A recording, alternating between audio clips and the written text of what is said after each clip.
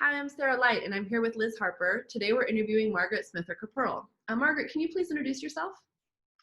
Hello, yes, I'm Margaret. I am manager of the Lockeford Plant Material Center, which is a part of the Natural Resources Conservation Service Plant Materials Program, and of course, it's part of the United States Department of Agriculture. Great. And can you explain the work of the Plant Materials Center, both state and national? Yes. So the Plant Materials Program is actually pretty old. It was started in the 1930s, right after the Natural Resources Conservation Service, which was the Soil Conservation Service, was starting because soil erosion was such a huge issue.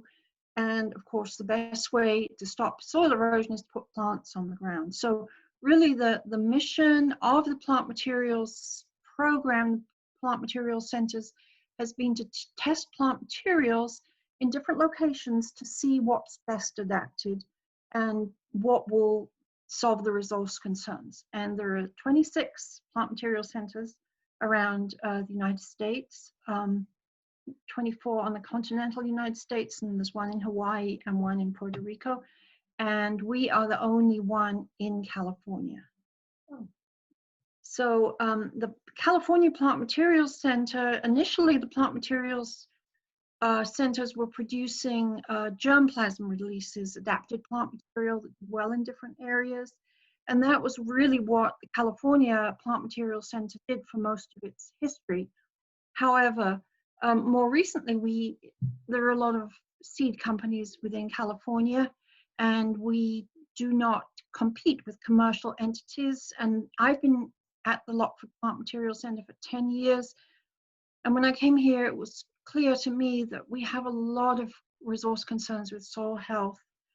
So much bare ground in California, ag needs our help. And since then, fortunately, the whole plant materials program has also moved into looking at cover crops. So that is the basis of our work. Thank you for telling us about the PMC's history. What are some resources that you currently have for growers in California? Okay, well, when I arrived in California, and I was very concerned about, starting to be concerned about soil health. And I would go to growers meetings and hear them say, well, cover crops may work for other areas, maybe North Dakota, but they're not going to work for California. So I was really concerned to see what we could do here to come up with California-based information so everybody would know that it would really work. And so the Plant Materials Program tests local materials, and so that's what we do. Initially, we started doing putting in demonstration plantings of perhaps 50 different cover crops, single small plots, just to see what grew. Then the whole Plant Materials Program started to do national studies. We started to look at different cultivars, and we were really quite surprised at the big difference we were getting between cover crop cultivars and how well they worked in California compared to other areas. We have a study report of that on our website, and there's actually a regional technical note that's going to be coming out really shortly. Maybe you could share our website, and so that the viewers can see it. This is where, here we go, good. This is the Lockeford Plant Material Center. So this is where we serve the state of California, and you can see on the left we have news and events highlighted. We also have a lot of different publications. And maybe if you could maybe go to our cover crop tech note. Okay, so this is actually based on a chart that started with the Agricultural Research Service, but we have noticed the cover crops grow a little differently in California than in other parts of the country because of our Mediterranean climate. So we just, this chart is like a selection tool. It's cool season on the left, and then on the right are warm season cover crops, and includes grasses, broadleafs, legumes for nitrogen fixation, and it gives you the idea of the huge wealth of cover crop information that you can draw upon. And then if you go a little further into the booklet, we have single pages with information on all the different species. And this is all plant material that we have actually grown at the Lockeford PMC. There are our own photos. The information is what we've collected ourselves, but also we use, of course, there's wealth of information at UC Davis. We use that information, and the SARE database and so on. So it can really help producers choose what they want, because if you have, say you're a tree crop grower and you're worried about frost, you don't want to grow anything that's going to grow gigantic. Whereas if you're growing tomatoes, it's a whole different ballgame. So cover crop selection is a huge issue in and of itself. And so, as well as the publications that we've developed at the PMC, we hold field days periodically. We do trainings. I would say our primary customers are our field office staff. There are NRCS field offices in almost every county, and we work real closely with UC Extension. But so our information is for them, and as they work with producers directly, that hopefully that information will be transferred and will be really useful all concerned. Yes, I've been trying to get to your warm season cover crop field day, and so maybe this coming year. I hope so. We are going to be planting that next week. Oh my gosh. Yes. So that's been extremely interesting, because I feel that that's one of the potentials. We can try things out at the Lockeford Plant Material Center just to see if they work, which, most people don't have that luxury.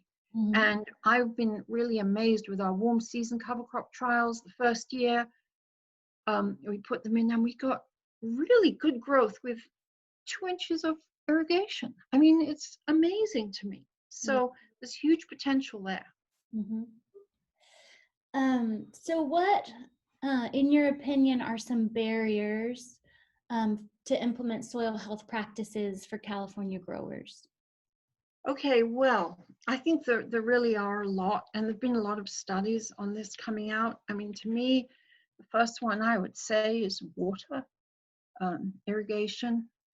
We, in our cool season cover crop study, we typically do not irrigate, but we are in this, Lockeford is right in the, just now south of Sacramento. So on an average year, we get 17 inches of rainfall. Bad year, since the worst one since I've been there. I think we got maybe 8 or something.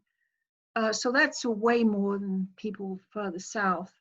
And we seem to get good growth even on, but it's tricky, So if you were an almond producer and you wanted to cover crop because you wanted bloom at pollination, you're going to have to irrigate in the beginning of October. Otherwise, you won't have stuff that's far enough along.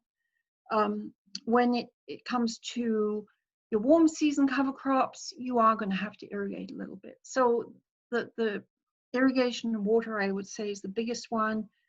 I would also say knowledge. We don't have enough knowledge, even though you would think all this information, it's very basic, it's very simple, but if it hasn't been done, people don't know. And then we can figure out which crops work, which cultivars are best. But still, California is a huge state. The climate is different, the situation is different all over the state, and our cropping systems are different. So how are you going to fit it in? When I talk to producers, I say you need to figure out what your cover cropping window is. When exactly do you want your cover crop to be growing and alive? And then we can figure out how to do it. It's not like you think, well, I've got to keep it in for 6 months. I can't do that.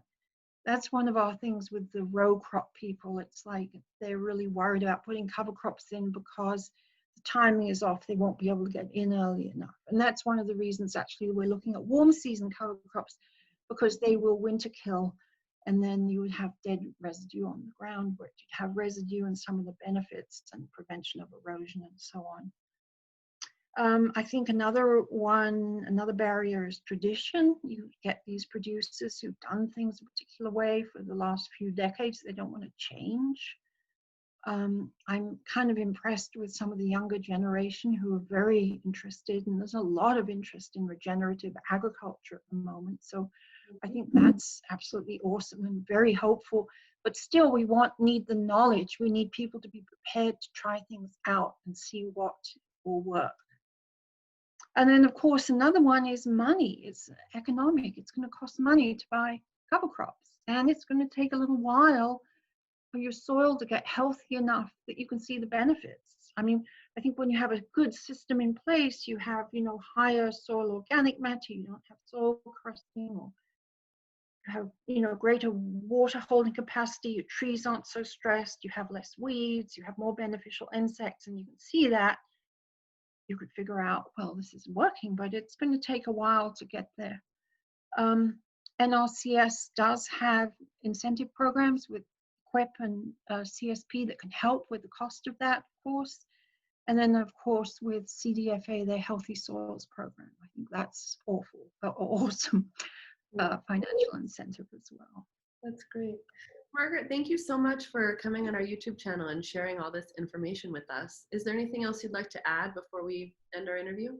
Well, I have one comment or thought, and that is, when it comes to soil health, patience is really required. Everybody has to be prepared to be a little patient and tie that in with innovation, and then we'll be good to go.